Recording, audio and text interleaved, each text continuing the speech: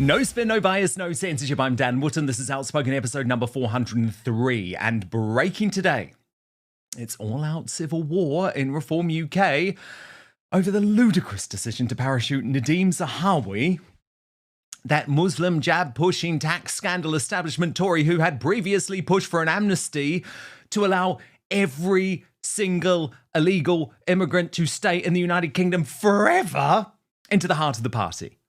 But now it's got personal. So this is Isabel Oakeshott, the fiancé of Reform UK Deputy Leader Richard Tice, who is a paid propagandist for the party on £250,000 a year from Talk TV to broadcast out of an apartment in Dubai. Well, I am really pleased by it, actually. I will declare an interest in that. I know Nadhim Zahawi well. I consider him a friend. And I think that he is a huge asset to Reform. I said he wasn't going to get a peerage, and that's why he's done it. Well, they would say that, wouldn't they? I mean, why do I think Nadhim Zahawi is a big asset to Reform? Well, he has a huge amount of government experience. You know, he dealt with a number of pretty tricky and awkward questions with really good humour and good grace. And fourthly, he is tremendously well connected on the international stage, and particularly in the Middle East. He wants to be a lord because he asked the Tories, didn't he? And they said no. And that seems to be the story that leads to him defecting to Reform. Well, apparently he wrote to the Conservatives saying, can I be a lord? And they basically said, no, you're a tax dodger, therefore you can't be a lord.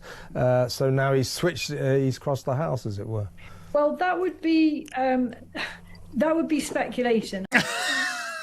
Well, Tice has threatened war on us, on Dan Wootton Outspoken, because I've reported the truth about Reform UK.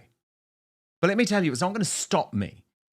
So today I will reveal the full ecosystem that has seen these bully boy tactics silence broadcasters at Talk TV and GB News, and why that means we'll never end up saving Britain.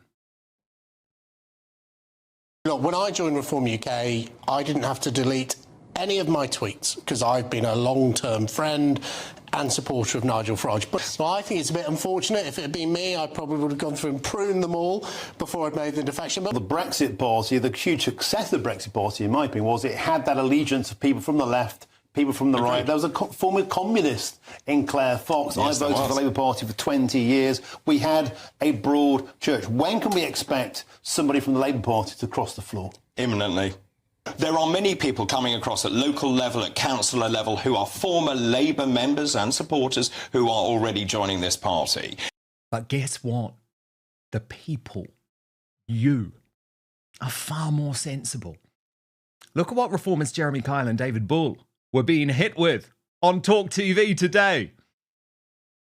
Reform was supposed to be a party of British people, for the British people, putting our needs first. They've imported every Muslim from the Tory party whose only interest is the Muslim community. Therefore, Reform will be no better than the Tories or Labour, and they won't get my vote. It's about the amazing, I know you're not going to agree with me, but David, you've got to. Ben Habib and Rupert Lowe, they are both incredible brains, and somehow you've got to hit their heads together and shake them and say, we need you and they need you, because you're right. They are not a political party and they won't be able to. No, they won't. Oh, look at their faces. Well done, folks. You are on the right side of history. So I'm going to reveal, by the way, why Rupert Lowe cannot be written off by Reform UK in my digest next. Then reaction from a brilliant superstar panel, Reform UK supporter Lucy Connolly, Montgomery Toms, host of the Montgomery Toms Show on YouTube, and Chris Davies, the businessman and founder of True Conservative Media. Also coming up on the show today, the Trump administration hit back hard on our tin pot dictator Slippery Starmer over his truly deranged plans to ban X. Tommy Robinson threatens a fight with a high-profile Islamist lawyer Ahmed Yaqub. And Lucy is going to reveal why she remains under attack by the deep state. You'll be very shocked about this. Then we're going to move over to Substack, as we always do, for the Royal Uncancelled After Show. This is interesting. Prince Harry and Meghan Markle taking their bid to push King Charles and Prince William into a UK return too far. The Daily Mail have just had to delete a story about the duplicitous duo being offered accommodation at Highgrove. We're going to have all the latest behind that with our royal mastermind, Angela Levin. We'll also reveal a brand new Greatest Britain and Union Jackass at the end of the show. Here are your nominees today. Deborah Meaden, nominated by The Grift Report, who says, poor Deborah losing 30,000 followers on X. Can't imagine why. Well, he doesn't appear often on the Union Jackass nomination list, but it's Nigel Farage, put forward by Chuffsy today, who says less than zero idea what the British want in their potential cabinet members and leaders. And guys, come on, this is one for me. Chris Bryant, cannot stand him, nominated by Sarah Booth, who describes him as Captain Underpants himself for posting any banning of X was a conspiracy theory. That then got community noted and he had to quickly delete it. These conspiracy theories, they just keep coming true, folks, don't they? Do keep your feedback coming in, keep your votes coming in. I will read out the best at the end of today's show. But now, let's go. So I didn't ever particularly want to have to go here, to be honest, but given Isabel Oakeshott and Richard Tice have now directly accused me of being motivated by clicks instead of the truth in my independent reporting around Reform UK, Talk TV and GB News, I just have to. Because as you know, all that matters to me is the truth and saving this country. Trust me. When Reform's Deputy Leader Tice, on WhatsApp, by the way, so I have the evidence, threatened to send his party to war with me, to war with Outspoken, which I think means to war with you, to be completely honest, literally a year after I launched this independent news platform, because I had dared to challenge the disgusting decision by Zia Youssef to try and get his leadership rival Rupert Lowe locked up, it would have been easier to just relent. Easier to look away in terms of Youssef being parachuted into the party with a plan to make him the UK's first Muslim Prime Minister. Easier to look away when Farage refused the concept of mass deportations and insisted he isn't even worried about demographic change. Easier to look away when the party capitulated to Islamists in London by standing the woman with the Islamic crescent moon hidden tattoo in Layla Cunningham to stand against Sadiq Khan. Easier to look away when every goddamn establishment Tory who destroyed this country is parachuted in ahead of the real Brits who actually deserve a chance to save it. But something snapped yesterday with the recruitment of Nadhim Zahawi, the Muslim jab-pushing tax scandal establishment Tory who had previously argued for an amnesty to allow every single illegal immigrant to stay in the United Kingdom. All of a sudden, there has been a wake-up moment for so many of you on the right. And it is important for me to tell you about this Reform UK, GB News, Talk TV ecosystem that is designed to silence dissent and to see those who call it out, Rupert Lowe, Ben Habib, Tommy Robinson, I guess yours truly as well, cancelled. Now, I'm one of the only ones who can do this because I was part of that ecosystem. They just couldn't handle it when I refused to follow the party line. So before I get into what Isabel Oakeshott has specifically claimed on X about me today, let me show you how she is using her £250,000 a year tax-free job as Talk TV's international editor, now based in Dubai, to operate specifically as a propagandist for Reform UK because her fiancé is deputy leader. I mean, this is not a woman who likes Nigel Farage. In fact, she can't stand Nigel Farage. Nigel Farage dislikes Isabel Oakeshott so much that Richard Tice was invited to his 60th birthday without the other half.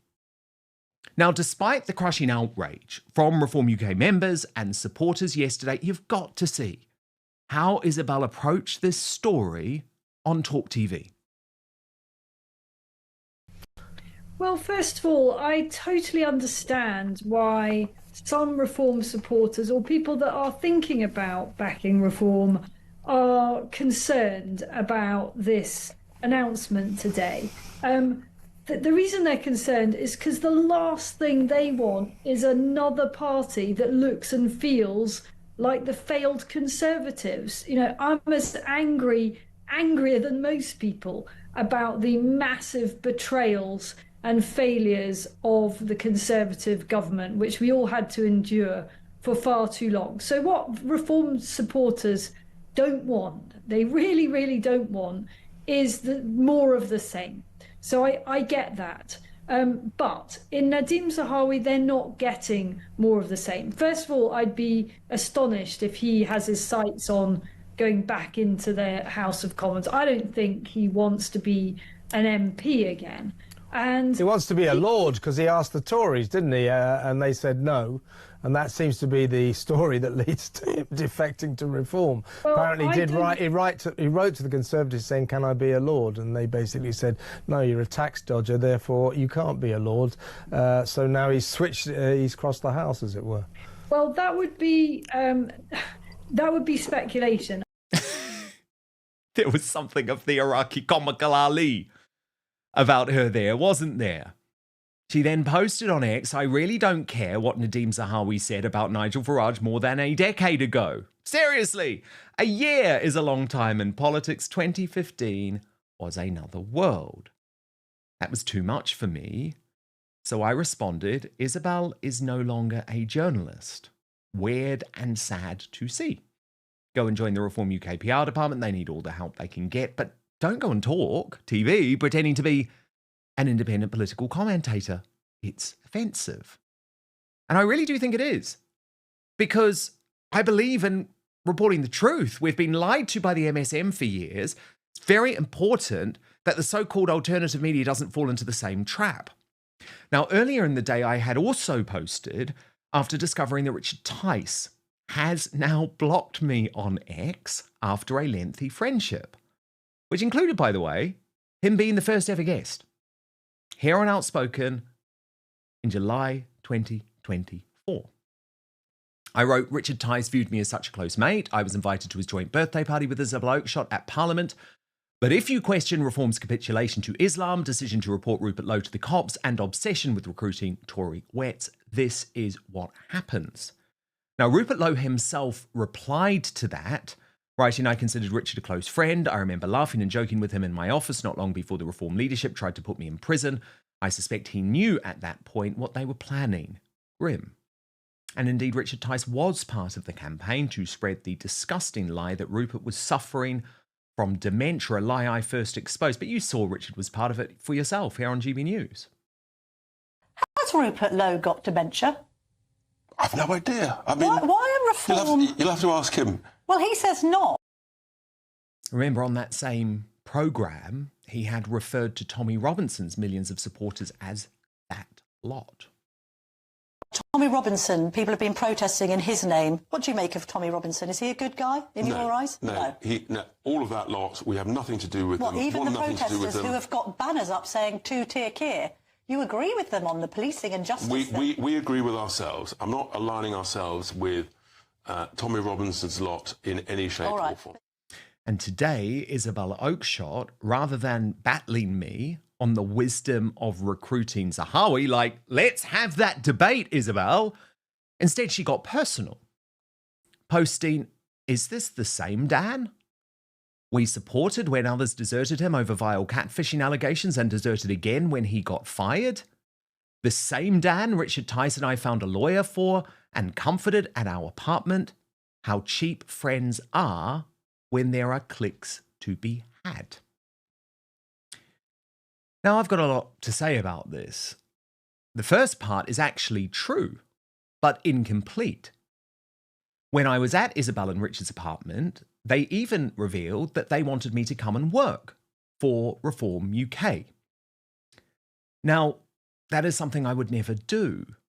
I valued their friendship, absolutely, but I made clear that I am a journalist through and through. I may have been sacked by GB News. At that point, they may have thought I was down and out and that I needed Reform UK.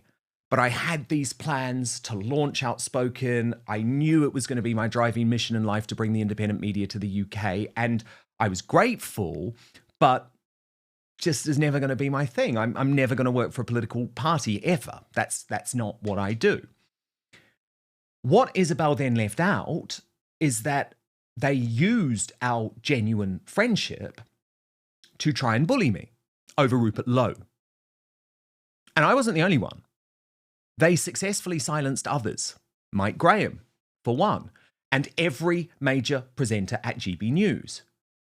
But it wasn't going to fly with me because the problem is I was independent. I didn't have a boss. I didn't have someone telling me, Dan, you can't say this. So it was at that point that Richard Tice sent me a WhatsApp message threatening for his entire party, Reform UK, to go to war. War. His words, not mine. His words with me. Now, I thought that was incredibly unfair. I'd been launched at that point for less than a year. I'd had loads of Reform UK guests on my show. I certainly had not gone to war with the party, far from it. But of course, I was going to report the serious injustice over Rupert Lowe. Nothing was going to stop me on that front. So today I responded to Isabel. And I wrote, yes, what I thought was a genuine friendship, until I wouldn't follow the Reform UK party line on Rupert Lowe. He's an awful man with dementia, Dan. That's what I was told. Being reported to the police with false allegations for political reasons, just like I was by Byline Times. And all of a sudden, Richard was making threats against me. Then I realized you both put politics and power before principles or people. That will never be for me.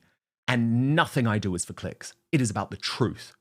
Trust me, it would have been much easier to follow the Reform Party line, but that would not make me an independent journalist, simply a party propagandist like you. And I've got to talk to you about how this works because it matters. It really matters. It's not sour grapes. It's not being bitter and twisted. It really isn't. But remember, I worked at GB News. I was its launch presenter. I worked at Talk TV when they were fiercely independent organizations. And that's what I believed was important. That's no longer what they are. They are the media arms of Reform UK. So let's look at both stations and their star presenters. Jeremy Kyle, Nigel Farage. They're on the payroll, both of them. Many other hosts on both stations, including Alex Phillips, Alex Armstrong, Miriam Cates, Martin Daubney. There's a whole load intend to become Reform UK MPs. But even those who don't want a job with Reform have to toe the party line. And the problem is that personal and professional ends up mixing because Tice himself and Lee Anderson and Layla Cunningham and Zia Yusuf, Sarah Poach and David Bull, they spend more time in the Talk and GB News studios than most of the hosts. So they have all quite literally become colleagues and friends. So last night on GB News, with this backlash around Zahawi swirling across the right, even the most loyal Reform supporters like June Slater saying this is wrong, Patrick Christie's realised he had to do a segment on it. One segment, about an hour and a half into the show. But he used the guest, who is literally another failed up, washed up, no good Tory, Jake Berry, to have the conversation. Watch. When I joined Reform UK, I didn't have to delete any of my tweets because I've been a long-term friend and supporter of Nigel Farage. But I do accept in Nadhim's case, when you're doing jobs like being chairman of the Conservative Party, when you're vaccinating, whatever it is, that for politics, the politics of the day, there's an argument between the government and Nigel Farage, you will put out negative tweets. That is the rough and tumble of politics. I personally think racist. Well, I think it's a bit unfortunate. If it had been me, I probably would have gone through and pruned them all before I'd made the defection. But when I came over to Reform, I didn't have to do that because I was always been quite a big supporter of Nigel Farage and actually lots of what Reform stand for. Okay, so you can see what I mean, right? That is not a debate about the issues. That's like Jake Berry saying, I'm the better Tory defector because I never slagged you off, Nigel. Like, come on. They're not having a real discussion. And what was most astonishing is that David Bull had gone on his regular slot, ironically on the Farage show, not hosted by Farage, to completely, I would argue, tone-deafly big up the fact that the party is now preparing for a Labour defection. A lot of people are saying, when are we going to see another Conservative defector? But you recall the Brexit Party, the huge success of the Brexit Party, in my opinion, was it had that allegiance of people from the left, people from the right. There was a former communist in Claire Fox. Yes, I voted for the Labour Party for 20 years. We had a broad church. When can we expect somebody from the Labour Party to cross the floor? Imminently. Imminently. I can't say any more, Martin. You know, the whole point is we're keeping our cards dry. But there are many people coming across at local level, at councillor level, who are former Labour members and supporters who are already joining this party. In terms of parliamentarians, we are seeing more people coming towards us. But we are turning people down as well, because actually we're in a really strong position. This is not a retirement home for failed politicians. This is a party on the rise, on the ascendancy. And actually, I kind of, when I was sitting there today, thought, and you know, look, I've been there since the beginning. We were polling at 2-3%. I was deputy leader at that time. To be polling at 32-33%, I actually think we're an unstoppable force. There we go. You heard it here first. Imminently, Dr. David Bull, you old tease. I mean, come on. It's propaganda. It's propaganda. Maybe that's okay. Not saying it should be banned. We've just got to be honest about what it is. Then let's move to Talk TV, because this morning we had the ludicrous spectacle of the apparently impartial breakfast presenter Jeremy Kyle interviewing the same David Bull, but admitting at the start of the interview that they had actually spent all weekend together media training Reform UK candidates. Watch. Because I think you gave me a sore throat. I knew you were going to say this, and you're the doctor, so we worked all weekend. It was an interesting weekend. It was a great weekend. In my guise, as you know, independent media advisor. Media advisor. Can I just say thank you so much for doing that, actually? And so just to explain to people, as chairman, I'm very keen that we have great candidates, that they're prepared as we go into the general election, which, my goodness, doesn't need to come sooner rather than later. But you and I trained 200 candidates over the weekend, and there were some really good people. Well, I was one of the things that's sitting here, and I was just there as an independent, you know, broadcaster, being asked to use my television skills to scare the bits off these poor people. What skills? Yeah, thank you. Great start. Well done, David. But it's quite interesting because all the rhetoric, a lot of the rhetoric is, these people, you know, reform, ragtag bail. I saw a cross section of young people, women, men, older men, I thought I would have passed 80% plus of the people I saw, which is extraordinary. And one of the criticisms, and we'll come on to Nadhim Zahawi in a sec, is that, you know, reform, it's in a slightly difficult position, your party, because on the one hand, people will say, don't just become a breeding ground for disillusioned crap Tories. And on the other, they say, you've got no experience, you can't go into government because all your MPs are going to be... So I was motivated by the weekend. We saw some good people, but let's bring it to Zahawi. Please do. Please do. For you personally, before I throw questions... Yeah, let's do a really tough interview now that I've just admitted that I've media trained all of your candidates. I mean, you can't be independent if you're media training candidates for a political party to avoid questions being asked by broadcasters on TV shows. Come on. How can anyone see that this is not a problem, a big problem, and why we need the independent media?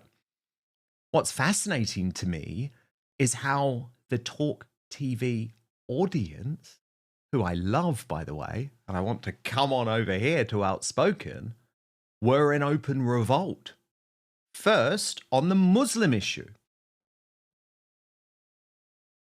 Michael on You hate my shirts. No, I don't. Michael on Nadhim, good morning. Morning, Jez. Great show. It's Michael from Corby here.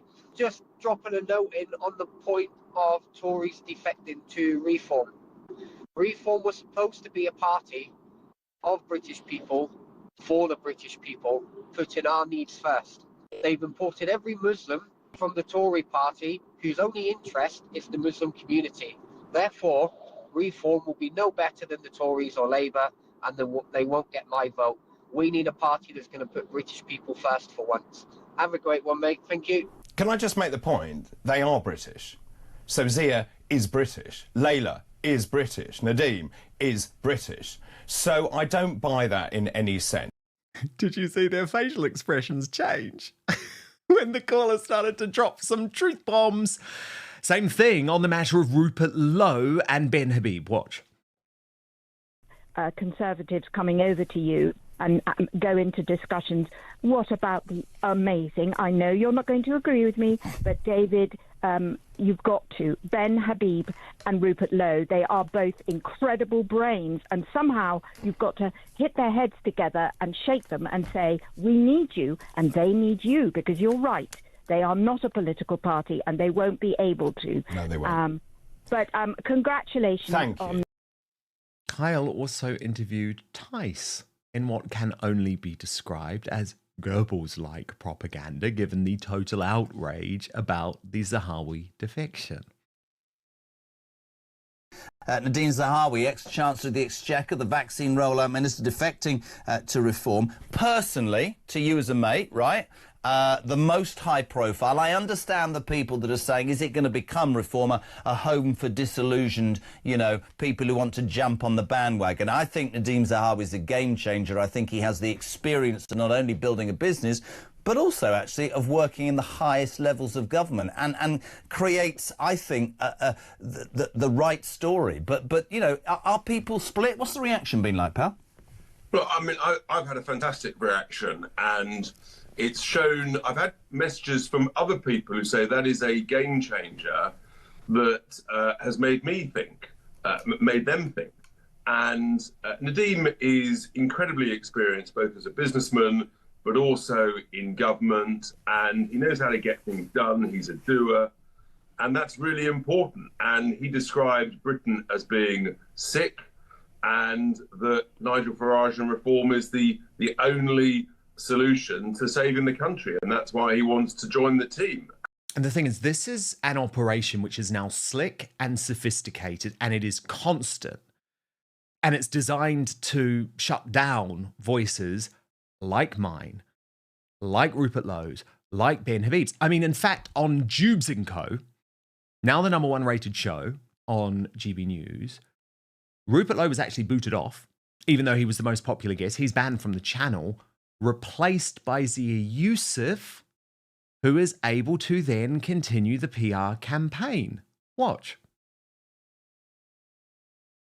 Well, look, I understand why people have concerns, people who support Reform, because if you look at things he has said in the past, I actually agree with Barry on this. We need to be careful, because he said things about BLM, he said things about vaccines, he said things about, amnesties for illegal migrants, etc. But I will say this too. He has changed his views on those things. And one thing I will say, I was chairman of Reform UK for a decent amount of time as we built this party. I'm head of policy now. I don't know if everyone really understands the extent to which every non-democratic element of the state will throw everything they can at Nigel Farage as Prime Minister and Reform in government to try to stop us. And having somebody like Nadhim who can help us see around some corners with the experience that he has, to be fair, in getting some things done, that I think will be invaluable. So what I would ask is that people ask themselves, do they trust Nigel? Do they trust me? Do they trust Richard and Lee and Sarah and everyone at the top of Reform to deliver on the things that we are promising people. We're saying that forget about amnesties for illegal migrants. We're going to deport every single illegal migrant in this country. We're going to stop the boats. We're going to make sure that net migration collapses so much that it's probably going to have to be negative for a sustained period of time, given that we're going to deport hundreds of thousands, probably millions of people. Those are the questions people need to ask themselves. Well, no, Mr. Yusuf, I don't trust you as far as I can throw you, matey boy. Who are you? Where did you come from? How did you buy your way into this party? Are you an Islamist? Are you practicing taqiyya? But he won't come on any platform that will ask him those questions. So the propaganda train continues. And it's in the left-wing MSM where we're starting to learn the truth about Reform UK's real plan. You're not going to like this, but there are more wet Tories coming to take over Reform UK. Nadine Dorries literally confirmed it on Sly News this morning. What? I think he's going to be, one of even more. Yeah, I would imagine so. It's everyone has their own reasons why they do this. I know why I did it, and I'm sure Nadhim has a completely different set of reasons. But I think there is one common thread that runs through most of these kind of things, and that is that the writing is on the wall for the Conservative Party. We know where Reform are going. We know how well they're going to do in the local elections. And we know, having experienced both the Conservative and Labour government in recent years, we know exactly who needs to be in power in order to do what's right for Britain. And despite all of that tough talk from Farage and Yusuf, guess what? A formal deal with the Tories is coming too. And the Conservative vote and the Reform vote combined is a powerful bloc. And I've said all along, I'm not sure that when it comes to a general election in a few years' time, that there won't be some form of accommodation.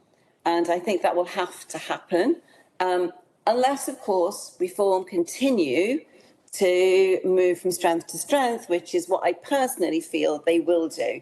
And wait for it. Even Boris Johnson isn't off the table. Good Lord.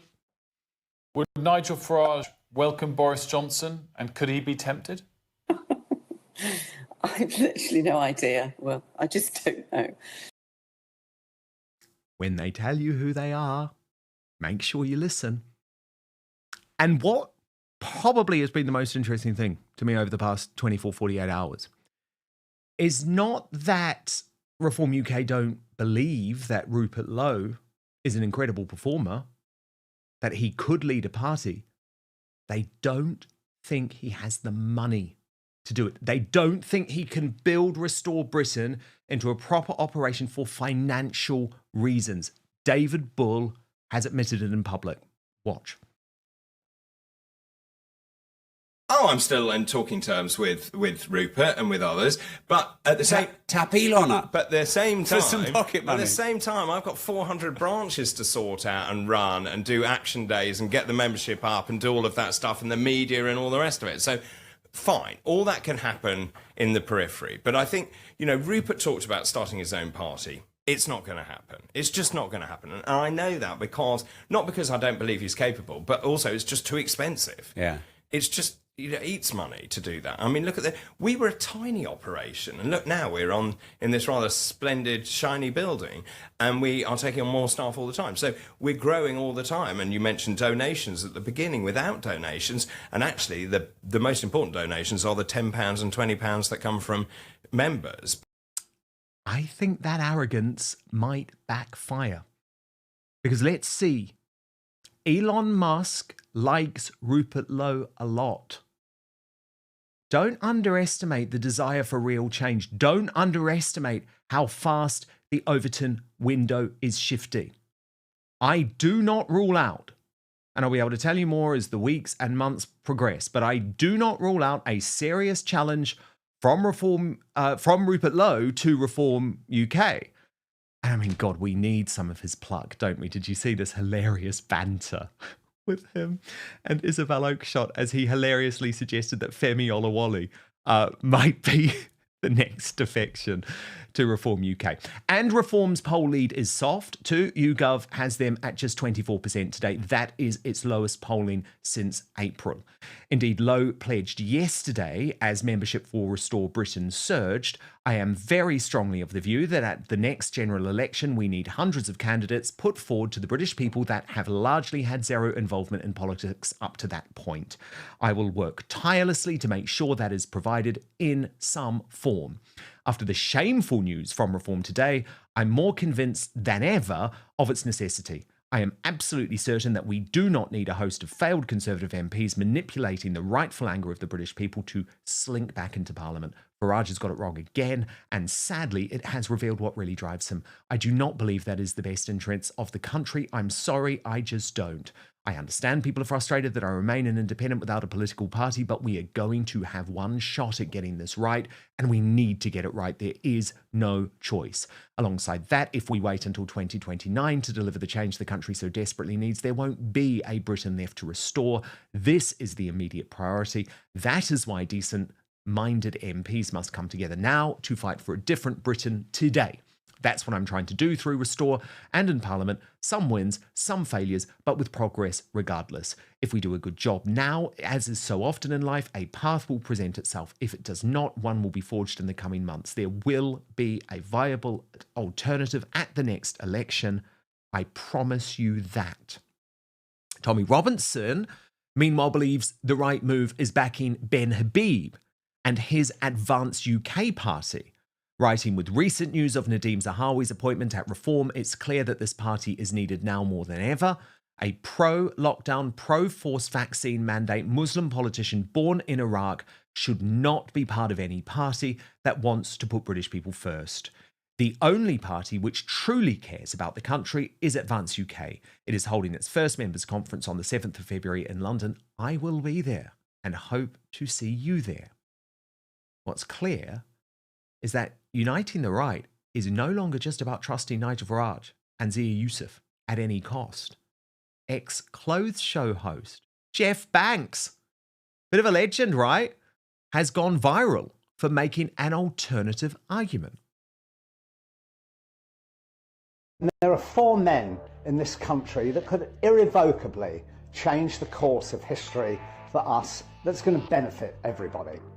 Nigel Farage, a bit bumptious at times, full of himself, but undoubtedly the qualities that you need in a great leader. Rupert Lowe, successful businessman, successful farmer, very direct in his approach, great orator, speaks his mind. A little bit of my way or no way. Ben Habib, fantastic intellectual, well educated at Rugby, Robertson College, Cambridge, great speaker, formed his own party last year, and he's now got 30 to 40,000 members already. So undoubtedly somebody that knows what he's doing. And then finally, Tommy Robinson. Tommy, a bit like Marmite, you either love him or hate him. Self-educated, extremely well-read, a dynamic journalist that actually brought grooming gangs to the forefront 10 years ago. An amazing character, and very often grossly underrated. And then my appeal to these 4 men is really to stop messing around. Bury the hatchet, smoke the pipe of peace or maybe a cigar, stop throwing bricks and lawsuits at one another, come together for the greater good, put the egos back in the toy box and join up together to make Britain great again. Jeff Banks, I think you're great, but I think it's far too late for that. The egos are well and truly out of the box. Now, the superstar panel. So brilliant to have Lucy Connolly, Montgomery Toms, and Chris alongside me today. Chris, your reaction? Well, Dan, there's an awful lot of backslapping going on, isn't there? We're very pleased with ourselves when we're interviewing each other, and isn't it a wonderful thing? Look, I think the debunking of Reform as a radical party is almost complete. It is now clear that what Reform UK has become, not what it was, but what it has become, is an establishment party cosplaying as a radical future for the United Kingdom, which it absolutely is not. Their attacks on you have been visceral and unnecessary and have brought into question your journalistic integrity. Aside from everything else, you're a friend of mine, Dan, and I would always be happy to go into bat for your integrity over that of any politician. But I think the reform Kool-Aid is perhaps wearing a little bit thin. And what do I mean by that? We did a very short poll last night, 3-hour poll, 1,800 people involved.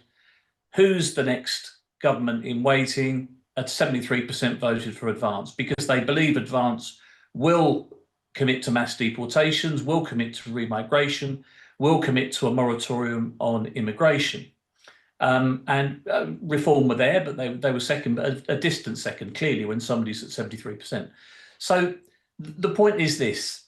I think people had gone to sleep that it was a given that Reform UK are going to win the next election. They're going to be unchallenged.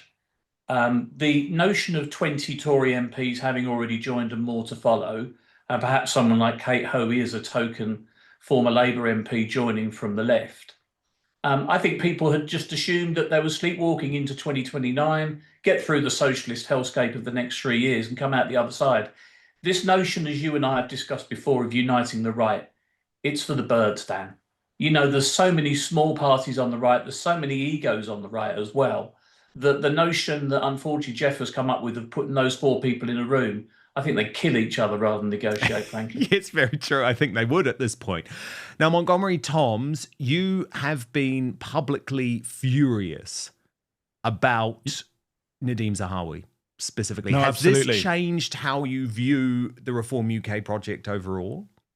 Yeah, undoubtedly. I mean, I've been cautious and I've held my breath and I've been patient when it comes to observing how Farage is going to operate, especially as I'm passionate against things like digital IDs. And I know that Farage has been, pretty spot on when it comes to things like this.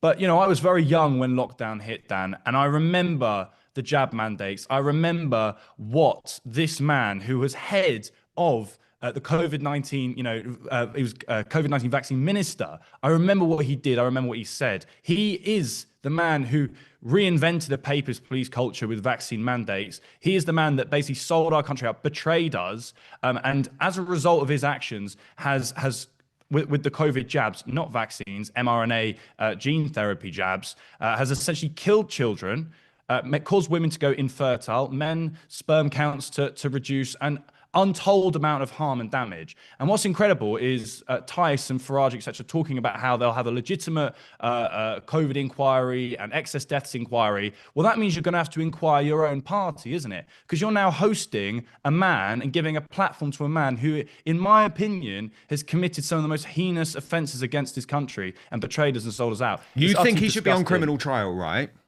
100%, 100%. Lucy Connolly, this is super unfair in a way because actually, I know you're a Reform UK supporter in the sense that you spoke at a big conference and they hosted you. And in fairness to Tice, and by the way, I hope people realise this is why I'm an independent thinker, even after he had threatened me, when he backed you in prison and he went to visit you in prison after your assault, I championed him. I bigged him up because I will always call out someone who does something right, no matter what party they're in, even if they've threatened me. And so I just think that's really important to say. This is difficult for you, though, because obviously you agree with us on a lot of stuff, but fundamentally you do believe that Reform UK remain the best option. Yeah, I do. I mean, let's not sugarcoat this. I don't think this was a positive move for Reform. On a personal level, I don't back Nadhim. I'm with the other guys. I will never forgive them for pushing the jab, for lockdowns, and people are more than entitled to be angry over the way COVID was handled and forgive him. And we don't want more of the same. That can't be reiterated enough. I will stand by with Reform because I still think that they are the best chance we have of getting out of this mess. We're in such a mess, Dan, in this country. I wouldn't even know where to begin to start. And I still believe that, you know, reform are our best chance of making any headway in that. Do I like Nadhim on a personal note? No. You know, I won't forgive him. He's not somebody I support. But, you know, Reform are growing by the day. They're a big political party. We're not going to agree with every single person they bring on board and agree with every decision they make. That's just life. And, you know, we're adults and we should be able to discuss it. I don't like to see all this backstabbing and tweeting and carrying on. I think it's really childish from any level. I think politicians need to stop. You know, you wouldn't get away with that if you worked for a blue chip company. You wouldn't get away with, you know, attacking each other on Twitter and bad mouthing people on social media and stuff if you worked within the same company, for example. So I think that we need to stop all this when it comes to MPs and this, because it's just terrible. When it's not playground, it's not gutter politics. This is people's lives. This is my children's future that you're messing with. It's not a game. Yeah, I mean, Montgomery, how do you respond to that? Because quite transparently, I mean, I totally appreciate your saying, and it's sort of very hard to go back on something when it seemed like we had hope, considering the past 5 years has been so miserable. But to bring a man like this in, it's a line I just will refuse to cross. This is an absolute red line. The vaccine mandates and the vaccine itself, in my opinion, you know, you could classify it as a crime against humanity. You know, you can take that through a court of law and decide it, but that's what I would call it. And for me, it's not a case of, you know, we can agree on some things, disagree on some things. That's fine. Like, I'm all up for open debate, but there are some lines that cannot be crossed. And let me tell you something. My follower base and the people that put a lot of backing support behind me, you know, have been also cautious about reform, but have seen, you know, some hope there. I have been inundated, absolutely inundated with, I would say, hundreds of messages by this point, private messages saying, I'm done. I just can't throw any support behind reform, because what they have done by endorsing this man, the man who stripped away our fundamental rights and freedoms and brought forward an experimental jab. He had one job, produce something that's safe and effective, and he failed at that. And moreover, it's been re-endorsed by him also saying that Farage agrees and endorses it too. No, enough is enough. I can't do it. I just cannot possibly justify re-endorsing something that has been so catastrophic towards the British people and, in fact, the world. Absolutely. And I think where I disagree with Lucy, Chris, is that actually sometimes it's good for these discussions and debates to play out in public, because a lot of this has been going on behind the scenes, the bully boy tactics. So right now, I can reveal to you one of the very similar text messages over Tommy Robinson that Richard Tice, as Deputy Leader of Reform UK, sent to Howard Cox. Very good man. Remember, he was the London mayoral candidate for Reform UK. And he had been completely loyal when Tice was the leader of that party, but he backed Tommy Robinson. That was it. He didn't do anything wrong. He just supported Tommy Robinson. That was all. And this is the text message that Richard Tice sent to Howard Cox. Exclusive for Outspoken. We cannot work together when you publicly criticize us and you look like a Tommy Robinson supporter. It is extraordinary that you cannot see that. I have emails from people asking that you be expelled. So angry are they? You have made your choice, and the wrong one. He replied, Howard Cox replied, very sad, you know me. But that was it. He was gone, Chris. One text message. And I think the key line in that text, Chris, is you have made your choice and the wrong one. Yeah, I mean, look, I'm with Montgomery on this, and I feel for Lucy for having to sort of sit and defend reform in this situation, because it's a horrible position to be in. And I think she made a good fist of it, actually.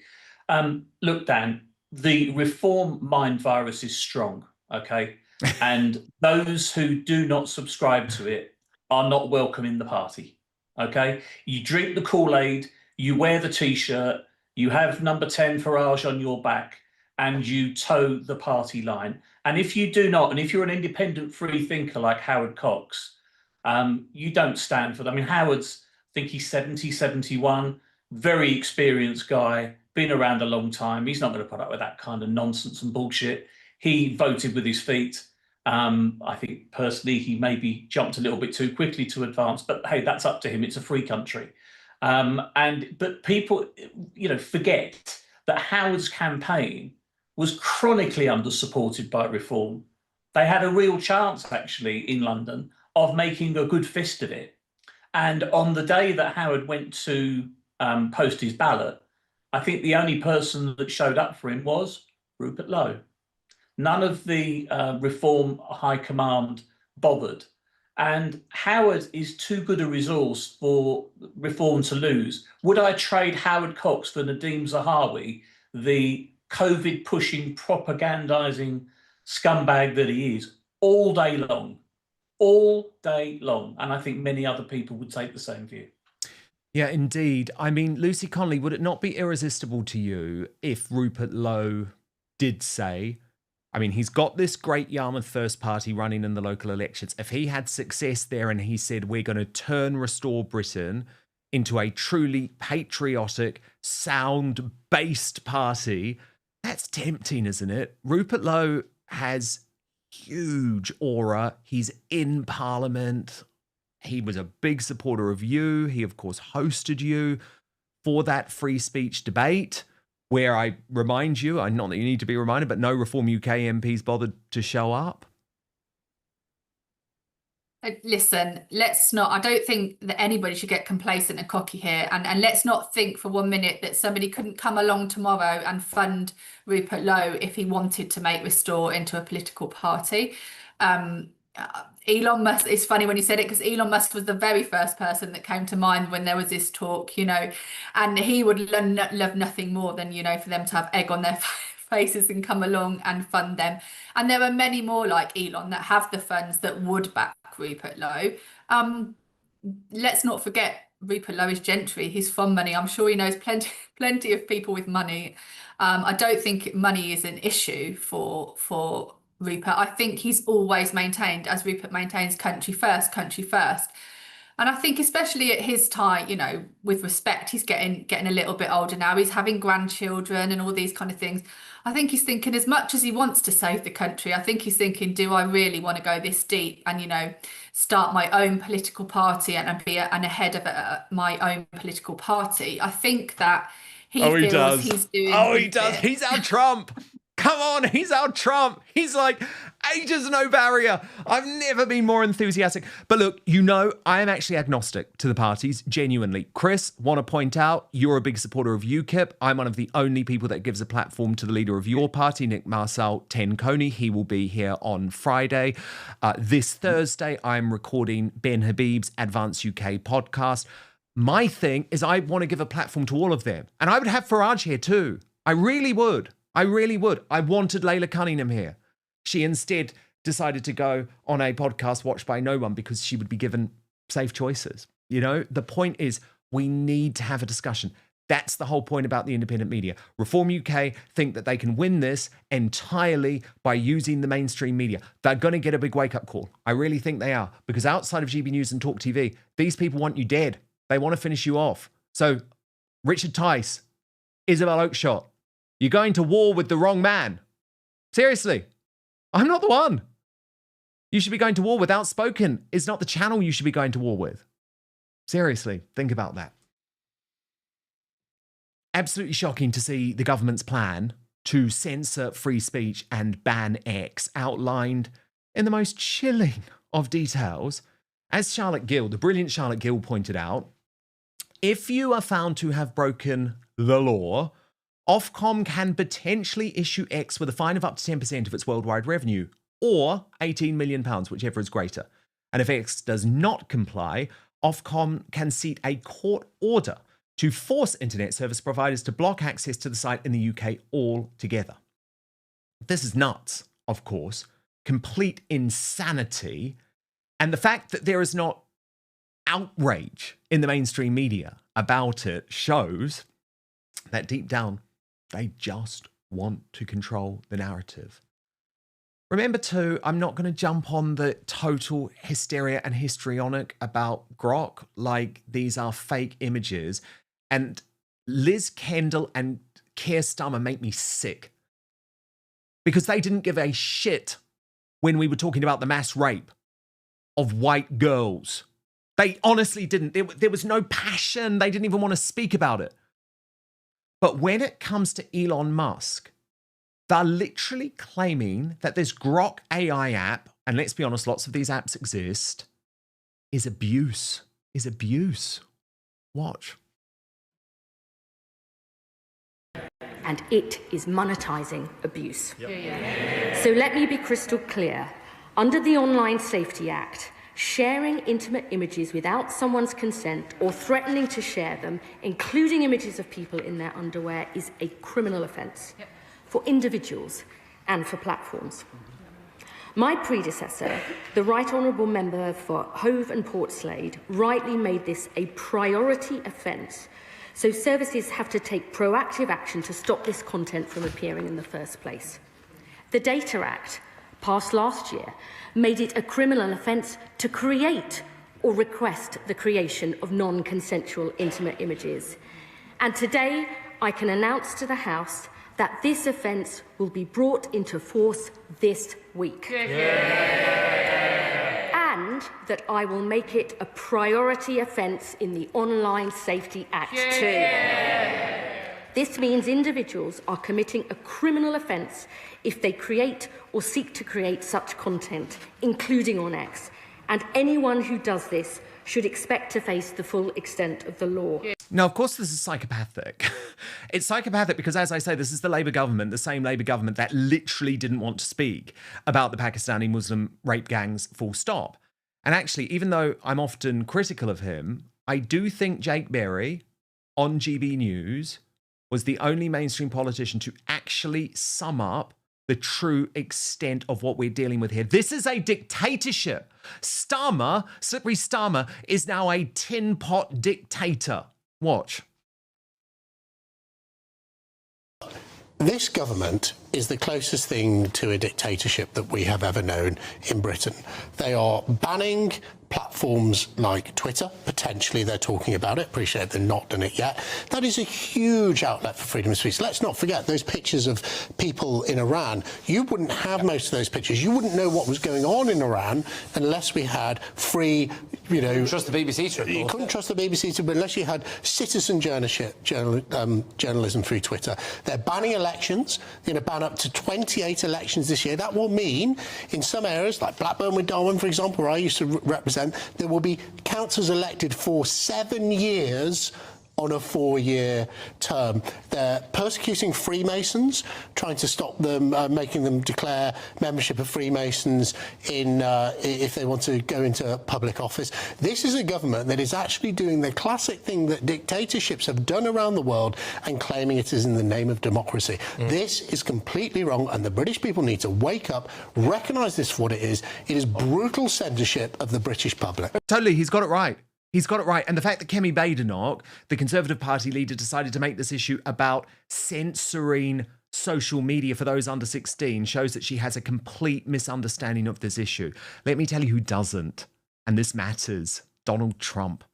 Specifically, Undersecretary of State Sarah Rogers, who on his behalf is calling out the British government, posting, since we know the British government wants to make sure women are safe, both online and offline, thus contemplating a Russia-style X-ban to protect them from bikini images.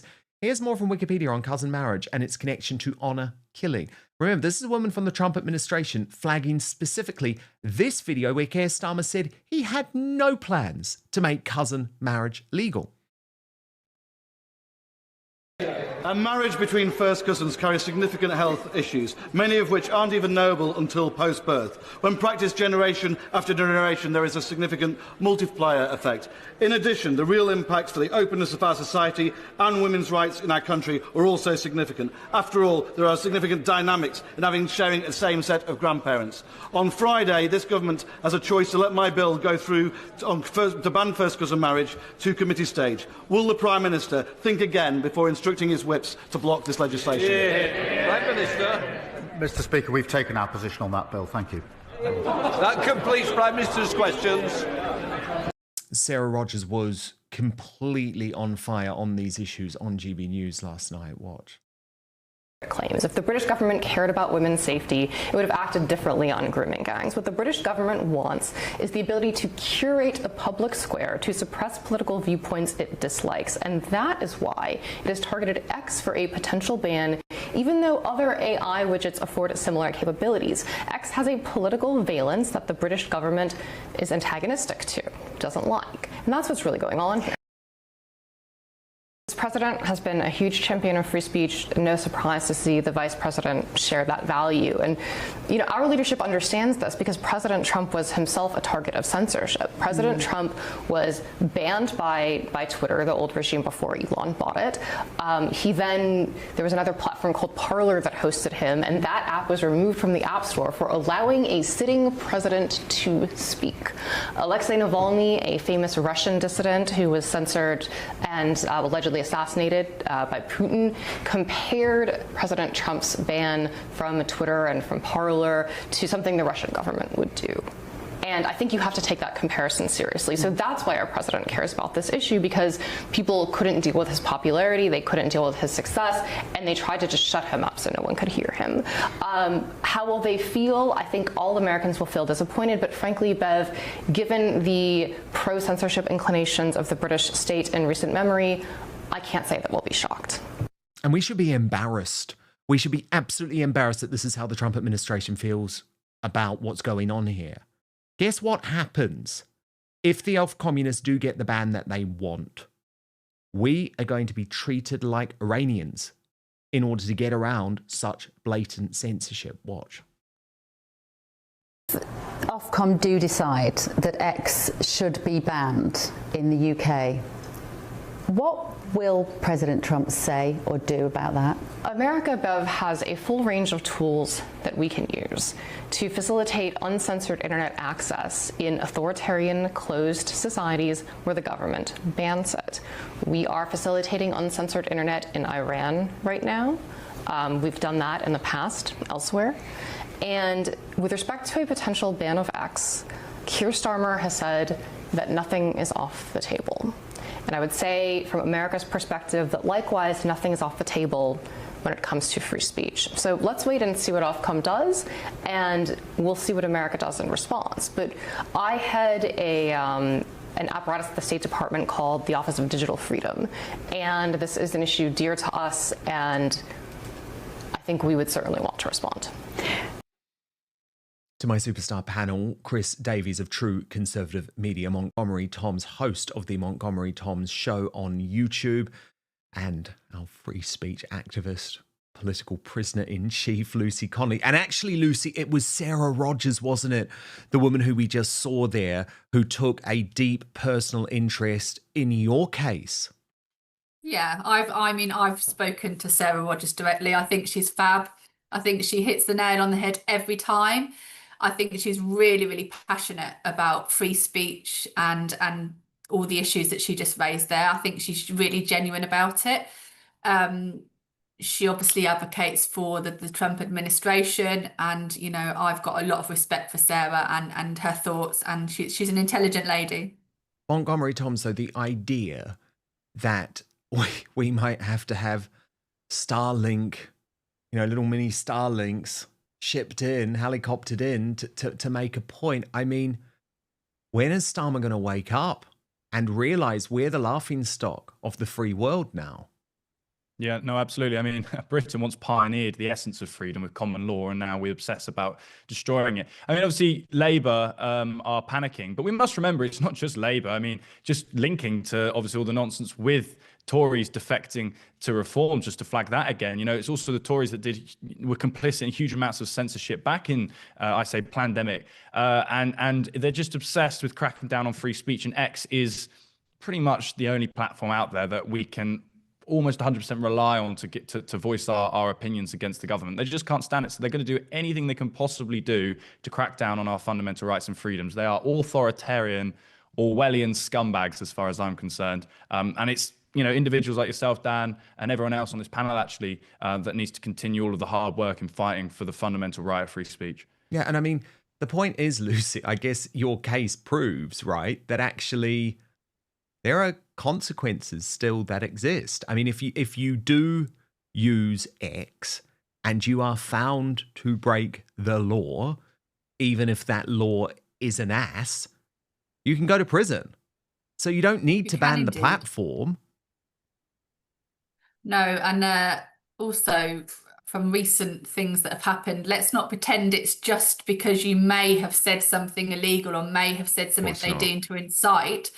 It's if you say anything that they don't want to be said or anything that goes against their politics. But free speech doesn't work like that, does it? You can't just pick and choose when something's free speech just because you don't agree with it. And that's exactly how this country is going right now. And by the looks of it, Australia too. Yeah, well, I think Australia, Chris Davies, actually provides a terrifying template, because this is why I'm so angry with Kemi Badenoch, right? She put on the issue this idea that there should be a cross-party ban of social media for under 16s. Labour are now preparing to do just that. And it's like, Kemi, do you not realise the ban on under 16s is actually to introduce censorship for all of us? Dan, you and I are both acquainted with Alexandra Marshall, who's spoken extensively about the ban for under 16s. Yeah, Spectator Australia, on social great woman, media. sometimes here. Yeah. In Australia. And Albanese and Starmer both abide by the same playbook. I think it's very telling, Dan, that on the one hand, Chris Bryant can put himself on X in his underpants, which is a site I never want to think about ever again.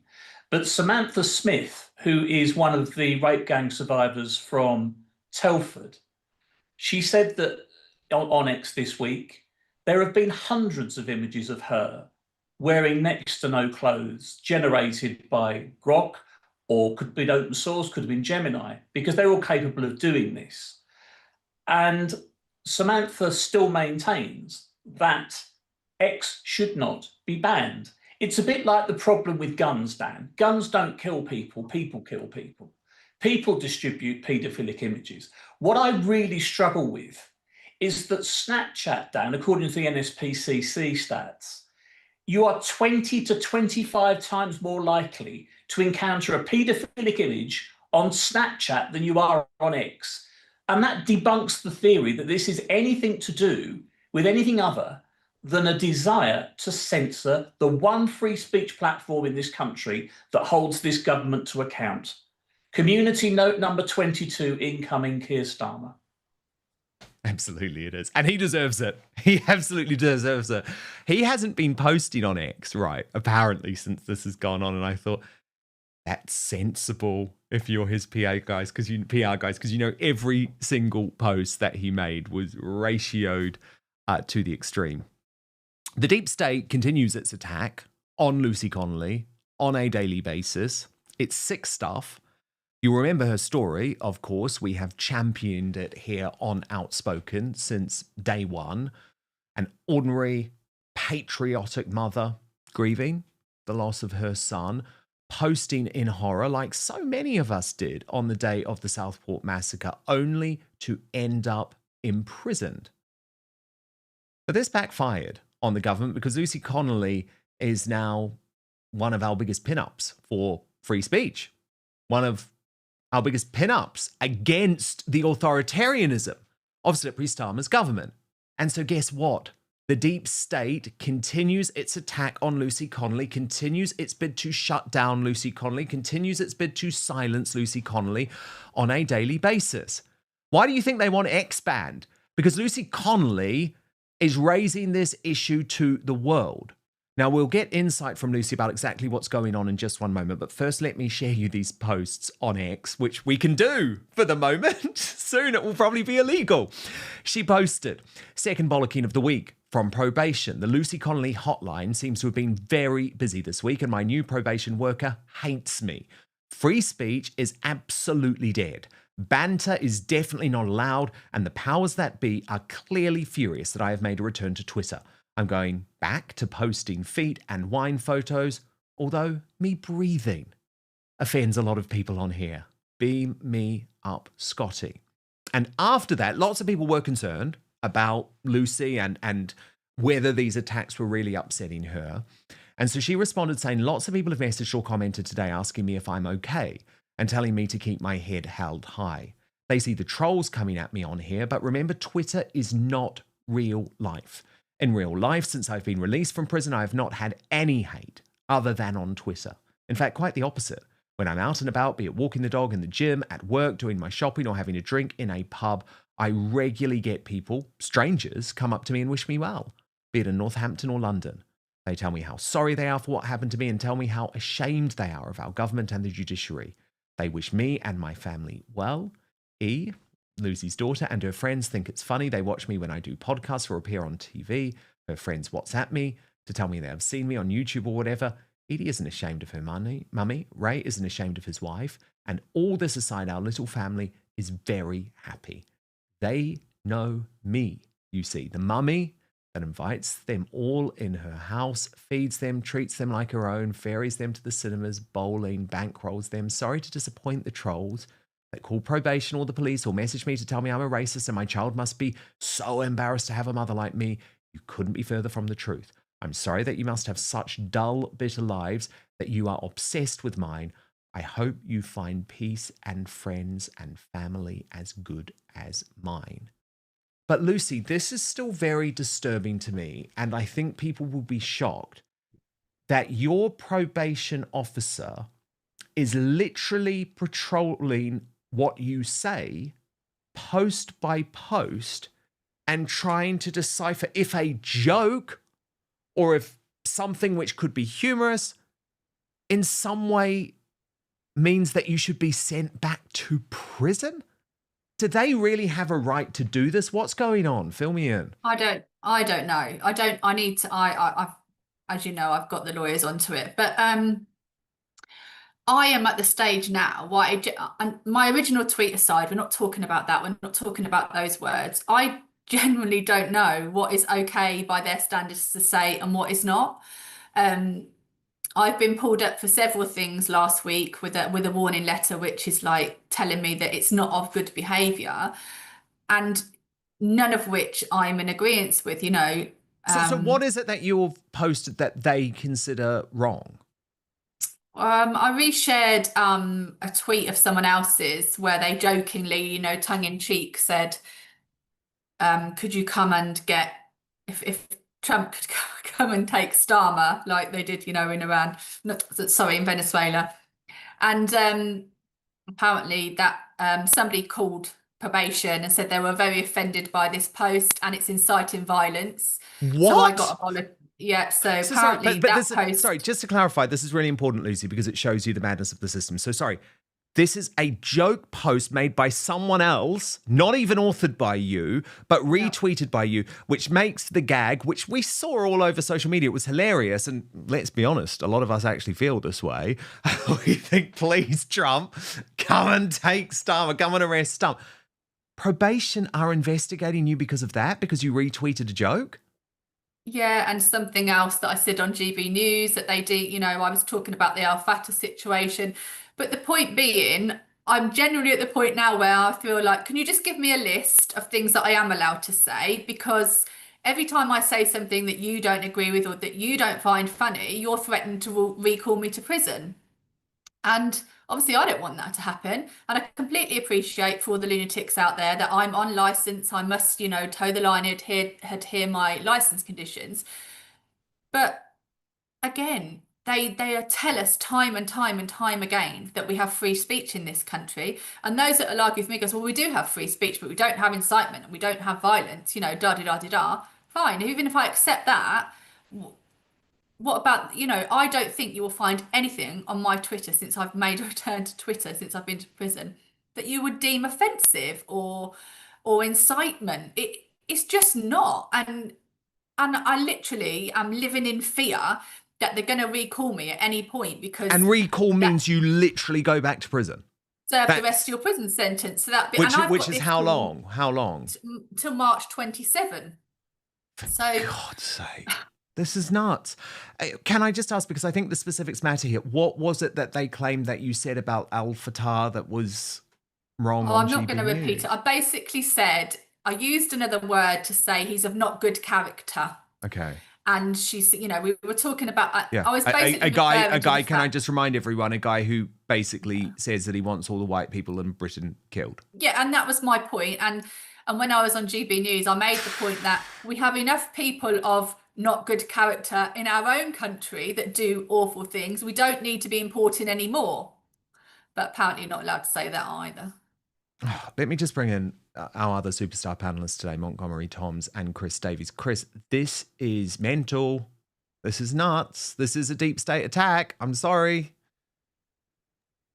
It really is, Dan. I think, you know, when you look at this, we all remember Starmer sort of standing next to Trump saying that we've had free speech for a very long time and it will be around for a very long time. Nonsense. What we have is compelled speech. What we have is controlled speech. What we have, and like Lucy, I mean, I'm obviously fortunately not in the position that Lucy is in, where she's frankly treading on eggshells. But I'm expecting the knockdown any day because I am unfiltered in what I post on X. Oh, yes, you are, and I love it. Well, you know and I know, Dan, offence can never be given. It can only be taken. It's completely subjective. You know, you've got the gag about, you know, Rosie Jones. Is she a comedian? Is she funny? I don't find her funny, so I switch her off. Okay, not for me. Not funny. Leo Kearse, I'd Really watch not him all funny. day long. And that's my choice. But some people are offended by that. But this offence archaeology, this nonsense that Lucy is going through from Marxism, Dan, has taken over all of our public institutions, from the police down through the education system, seemingly right down to the probation service. And I hate the thought that we live in a country that is trying to tie Lucy's shoelaces together to make sure she gets recalled. That, to me, is absolutely abhorrent. And I hope that Sarah from the US is watching this, because Sarah Rogers, until yesterday, most of us, unlike Lucy, had never heard of her. She is a revelation. She can come to the UK anytime. Yeah, no, she is great. She really is great. But Montgomery Toms, it does just show you, doesn't it, what our criminal justice system is obsessed with. You know, they are not obsessed with stopping real crimes, violent crimes. They are obsessed with shutting down speech. And this is why you've got, Montgomery, people like Elon Musk reposting to millions around the world pictures saying, here's the world's biggest prison island. You know, it's shocking. Yeah, well, you've only true. got to look at David Lammy and wanting to, you know, scrap jury trials for the most part. I mean, you know, I'm as cutthroat as you can be. And, you know, I was arrested not long ago, not for posting something online, but for wearing a placard stating that, you know, to be transgender is to be mentally ill. That's happening on the actual streets when you're on a grassroots level. But I take also precautions, without being too descriptive, in case I get a knock at the door. And when I actually see sirens come past my house, I flinch and I think, oh, right, do I need to get ready for a knock on the door right now? Just based on tweets that I make, because you just don't know. And I think, you know, what Lucy's doing is that level of strength and integrity as well is incredibly admirable, and keep it up. And we're all backing and supporting because, yeah, we're dealing with. There aren't words. Well, there are words, but I don't want to. Trying to be a little bit polite, like Lucy. It has to be these days.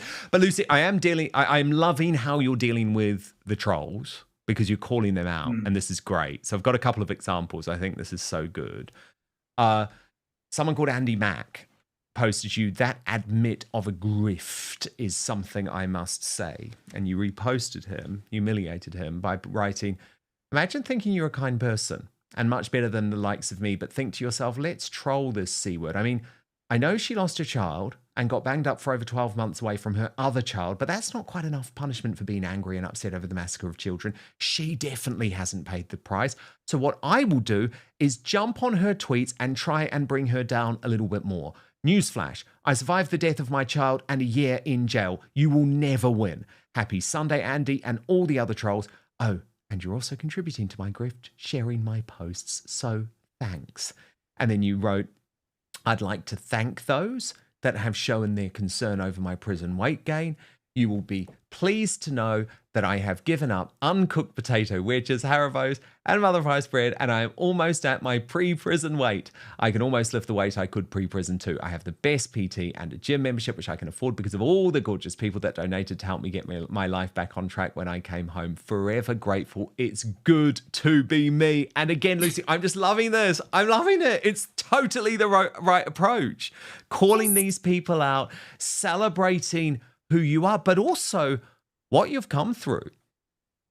Exactly. And you know what? You don't have, I've said this time and time again, you don't have to like what I said and did. You don't have to agree with it. You can agree with the prison sentence. That's your prerogative. But I have done my time. I paid the price. I am on Twitter like any other person, posting the same stuff that I posted, you know, before I went to prison, you know, about the gym, about this, about that. You know, and then you've got people, you know, there's not a day goes by, fat racist, fat C word racist, you're a fat racist, you know, you don't go to the gym and all this, that and the other, you know, and it's just so silly and so childish. And they just, the thing that annoys me about it the most is the hypocrisy and the irony. You know, these are the Be Kind Brigade. They are, you know, we must be kind to everybody. We must not cause offence. But it's all right for you to tell me that my child must be ashamed of me and I'm a fat grifting racist and all of this. That fine, yeah, if that's what you want to say and that's what you think, that's up to you. But don't come at me and tell me that you're a better person than me when you're spouting stuff like that. Totally. But this is always the irony, isn't it? It's always the irony of the Be Kind woke mob. That always. The least kind, the most aggressive, the most authoritarianism, but they're losing. They're losing. Imagine taking time out of your day to ring probation or the police, which happens weekly with me. And weekly, these people are calling. Wasting the time of someone who actually should be trying to keep, you know, the Pakistani Muslim rape gangs on parole for the right reasons. You know, not Lucy Connolly, who is not posing any threat to the British public. No, it's astonishing. But we're all Lucy Connolly now, Dan. We are indeed. Very well put. Lucy Connolly, we can obviously find you on X. What is your handle there, Lucy? What is it? It's Tory councillor's wife, isn't it? Yeah. At Lucy wife. Yeah. TCY. That stands for Tory councillor's wife because that's my name now. I changed it by default. Very good. Montgomery Toms, host of the brilliant new show. I have to say, Montgomery, your studio is looking lovely. Host of the Montgomery Toms show, which is available on YouTube. Very good stuff. And of course, Chris Davies, my good friend and the founder of True Conservative Media. So brilliant to have all three of you here today. Now, we are going to reveal our Greatest Britain Union Jackass imminently, but I've got to give you this feedback about the whole Reform UK situation and Isabel Oakeshott and Richard Tice declaring war on Outspoken. Thank you for the super chats, by the way. Shavak2UK150, who is my #1 supporter right now on YouTube, bless you, says, if someone were to write a sitcom about an up-and-coming political party along the lines of Yes Minister, this is what we would get. Zuza Dude says, I finally today managed to block my automatic payment to Reform for my annual renewal, so clearly not going down well there. Marak says, all these ex-Tories and possibly Labour MPs jumping on the bandwagon. Farage has scuppered Reform's path. It's on purpose to keep the two-party system. That's an interesting thought. Mr. Duff Ben says, who's next to join Reform? Matt Hancock? Bill Gates? It's fun. Honestly, stranger things have happened, right? Dan T says he has his wife. Talk from this is on Richard Tice and Isabel Oakeshott. That should tell you everything about the man. And as for Reform, I did warn folk. Gary J.G. says Reform blocked me off their live stream because they didn't like me asking questions about what happened with Lowe's guns, referring to Rupert Lowe and the seizure of his guns after Zia Youssef made that completely spurious police complaint. And Alec Martin, 2661, says Reform is the right name for them. They are reforming the Conservatives under another name. I thought that was very clever. Reforming the Conservatives. Alec, well done for that. Okay, a reminder of today's Greatest Britain Union Jackass nominees. Well, the Worst Britain in the World nominees. First up, Deborah Meaden, nominated by the Grift Report for moaning about losing 30,000 followers on X. Nigel Farage nominated by Chufsey over that Nadhim Zahawi defection, and Chris Bryant nominated by Sarah Booth for posting that a ban of X was simply a conspiracy theory. He then got community noted. I think the post was deleted as well. These results are interesting. 16% of you going for Deborah Mead and 21% Chris Bryant, but by an overwhelming 63% majority. Your Union Jackass today, the worst Briton in the world today, is the Reform UK leader Nigel Farage. I think, not entirely sure, but I think that's the first time that's happened. I'll have to check. And today's greatest Briton is Jeff Banks. We saw him earlier in the digest, nominated by Steve Shasby for trying to bring the right together. A united right, Steve says, is the only way to defeat Starmer and Labour.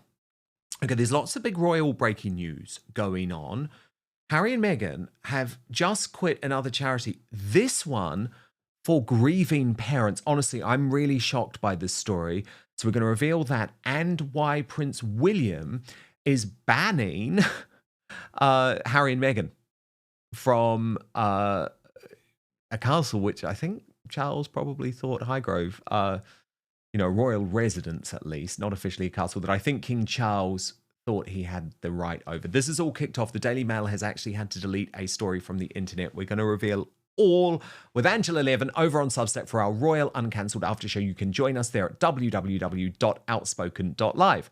But I will be back with you live tomorrow, 5 p.m. UK time, midday Eastern, 9 a.m. Pacific. Make sure you hit that subscribe button on YouTube. It's the best way to help this independent media venture. You know we are pushing for 700,000 subscribers. When can we do it? Hopefully soon. Hopefully we'll get there with your support. It's totally free. You just hit subscribe. We're also available totally for free now as a podcast on Spotify or Apple Podcasts. Most importantly, I promise to keep fighting for you.